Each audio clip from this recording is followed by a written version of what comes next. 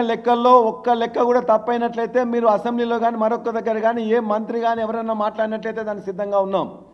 పంట విస్తీర్ణం పెంచినమా లేదా, ఉత్పాదకత పెంచినమా లేదా, 19 లక్షల కనెక్షన్ల నుంచి 30 లక్షల కనెక్షన్లు చేసినమా లేదా, 46,000 చెరువులను బాగు చేసినమా లేదా, 40 లక్షల టన్నుల ధాన్యానికి సంబంధించిన గిడ్డంగులను కట్టినమా లేదా, 3 లక్షల కోట్లను పండించినమా లేదా అని చెప్పేసి కూడా ఖచ్చితంగా ఉన్నది.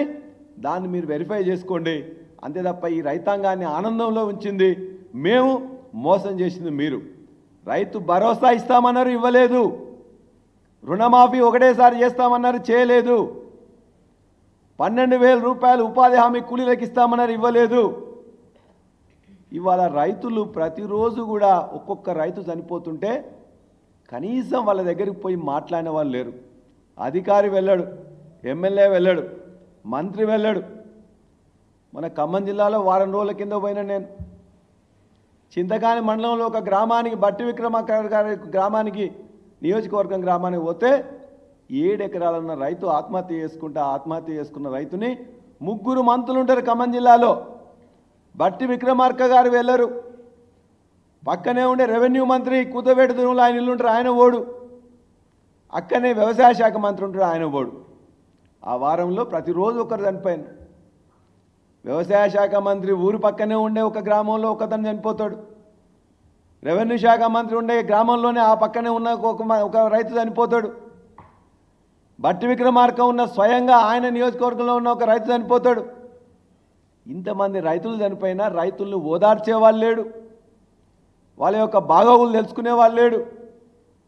పైగా ఇష్టం వచ్చినట్టు మొత్తం కూడా వాళ్ళు ఏదో ఆనందాల్లో తేలియాడుతున్నట్టు. ఆనందాలు ఉన్నట్లయితే ఎందుకు చనిపోతారు? ఇవాళ రైతు ఆత్మహత్యలు తగ్గించింది 1340 పైన 2014లో ఉంటే 2022 వరకు 170 మాత్రమే రైతు ఆత్మహత్యలు పూర్తిగా తగ్గించింది కేసీఆర్ గారి ప్రభుత్వం. మరలా ఆత్మహత్యలు ఎప్పుడైతే కాంగ్రెస్ వచ్చిందో ఆత్మహత్యలు పెరిగిపోయినాయి.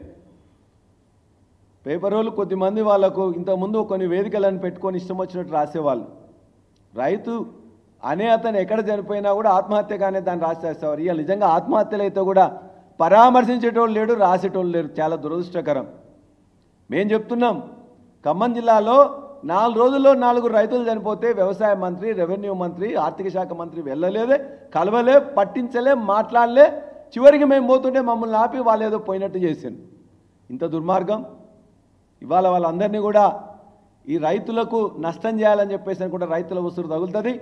రైతు భరోసా కింద వాళ్ళు ఏదైతే ఎకరానికి 7,500 ఇవ్వాలో ఖచ్చితంగా ఇవ్వాలి. రుణమాఫీలో నిబంధనలు, ఆంక్షలు లేకుండా, ఐటీ అని ఉద్యోగస్తులను చూడకుండా ఎంత లోన్ అయితే వాళ్ళు తీసుకున్నారో ఆ లోన్ ఖచ్చితంగా ఇవ్వాలి. ఈ లోన్ ఇవ్వాలని మేము ఒత్తిడి చేస్తుంటే వారు ముఖ్యమంత్రి గారు మాట్లాడతారు, హరీష్ రావు గారు ఆగస్టు 15 వరకు చేస్తే రాజీనామా చేస్తానన్నాడు, పారిపోతున్నారు. టీఆర్ఎస్ నాయకులు కానీ టీఆర్ఎస్ మంత్రులు కానీ ఏనాడు రాజీనామాల కోసం భయపడ